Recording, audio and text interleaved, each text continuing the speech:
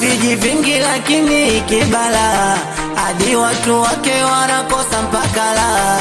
Amani hakuna kabisa, imepotea kijijini. Oya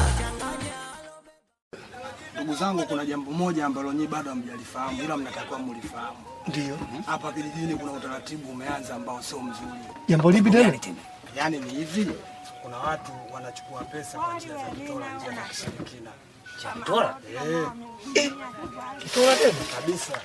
Hebu tupe kwanza habari. Kija ananunua kitu, anatoa pesa, lakini akitoa pesa ya noti, wewe ukipokea inayuka.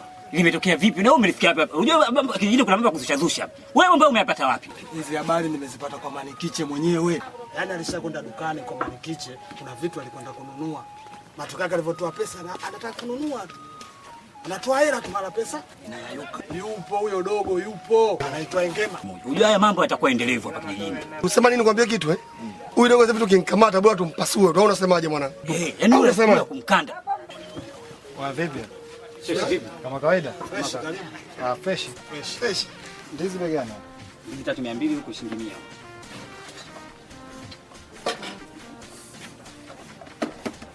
Waka shata nazo bei ndo hizo. Shata moja 100. Huku 3200.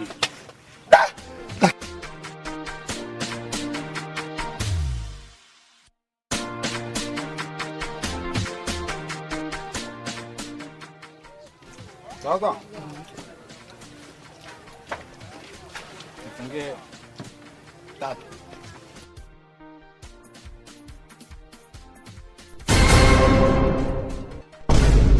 Wewe mzee, vipi mwanangu? Dogo jangu sasa. Una viji vingi lakini kibala, hadi watu wake wanakosa mpaka la. Amani hakuna kabisa, imepotea kijijini. Oya ukipewa hela noti inapotea mkononi, kinachochanganya alobeba umuoni. Ukipewa hela noti inapotea mkononi, kinachochanganya alobeba umuoni. Vituko ndani umo vimejaa zaidi ya balaa. Kuna viji vingi lakini kibala, hadi watu wake wanakosa mpaka la. Amani hakuna kabisa, imepotea kijijini. Oya ukipewa hela noti inapotea mkononi, kinachochanganya alobeba umuoni. Ukipewa hela noti inapotea mkononi, kinachochanganya alobeba umuoni. Vituko ndani umo vimejaa zaidi ya balaa. Huyu ni mtu kama nyinyi. Huwezi kumchukua mtu ukisheleshelea kama unampiga, mkija mkimuumiza. Acha ujinga babu. Huyu dogo anazingua. Tukina balaa zaidi ya balaa.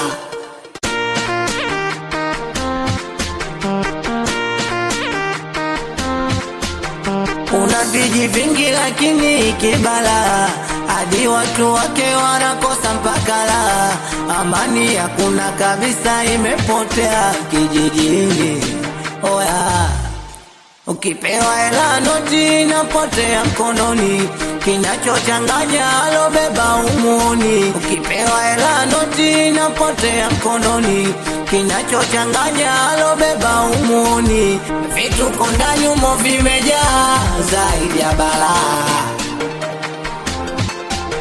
Kijiji chetu kina balaa zaidi ya balaa.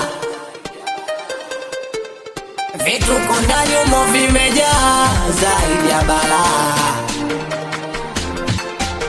Kijiji chetu kina balaa zaidi ya balaa, zaidi ya balaa.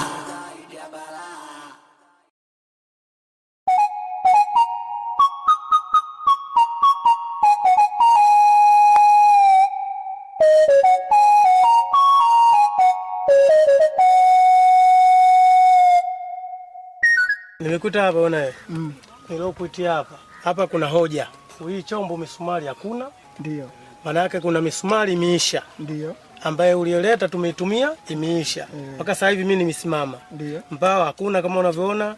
Taluma hizi hakuna, natumia mapapi tu kama haya unaona, yani kushikilizia ili kazi iende, lakini hata hivyo hamna, yameisha.